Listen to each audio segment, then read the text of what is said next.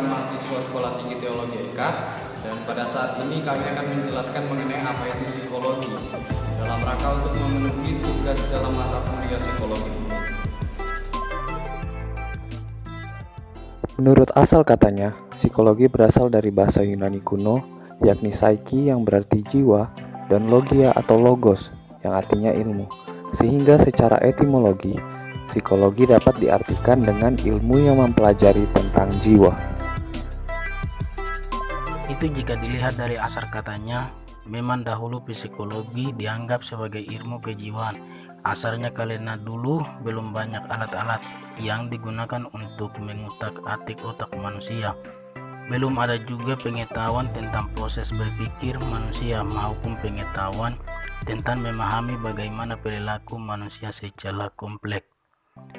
Sekarang dengan adanya peralatan-peralatan canggih dan kemajuan di ilmu sains dan psikologi kognitif serta munculnya teori-teori baru tentang perilaku manusia, definisi psikologi pun akhirnya juga berubah.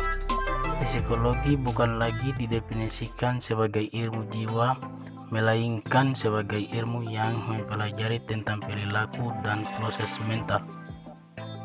Sesuai dengan definisinya, kalau orang psikologi akan selalu membahas tentang perilaku dan proses mental makhluk hidup. Psikologi pun akan menjawab banyak pertanyaan fundamental soal perilaku-perilaku kita sebagai makhluk hidup.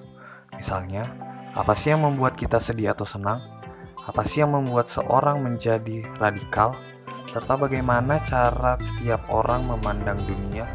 Serta berbagai pertanyaan-pertanyaan lainnya, mulai dari perilaku yang biasa sampai perilaku yang kompleks. Semuanya itu akan dibahas dalam psikologi.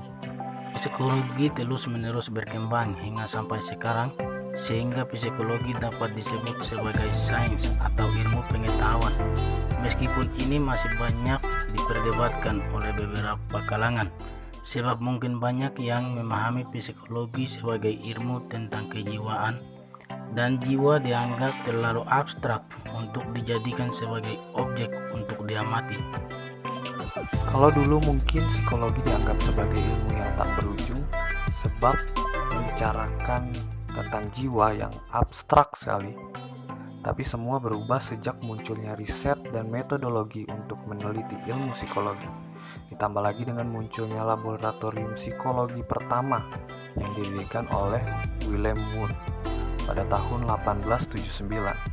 Dan ada juga aliran-aliran psikologi, salah satunya aliran psikologi behavior yang berbasis perilaku objektif yang didirikan oleh John B. Watson, yang menjadi tanda bahwa psikologi adalah ilmu yang objektif karena yang dipelajari adalah perilaku, sehingga dianggap lebih mudah untuk diamati, dicatat, serta diukur.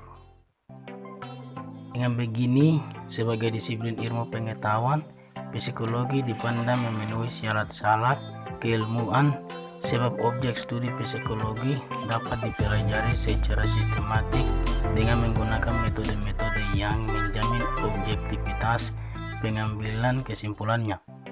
Saat ini, ilmu psikologi dapat disandingkan dengan ilmu yang lainnya seperti kimia, biologi, sosiologi, dan ilmu lainnya.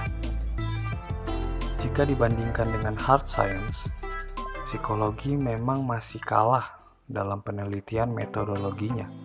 Hal ini karena yang menjadi objek penelitiannya adalah perilaku yang sangat teramat kompleks. Jadinya kita tidak dapat asal menarik kesimpulan semudah itu ketika meneliti perilaku. Misalnya, apa yang membuat seorang menjadi narsis? Pertanyaan ini menimbulkan jawaban yang cukup kompleks.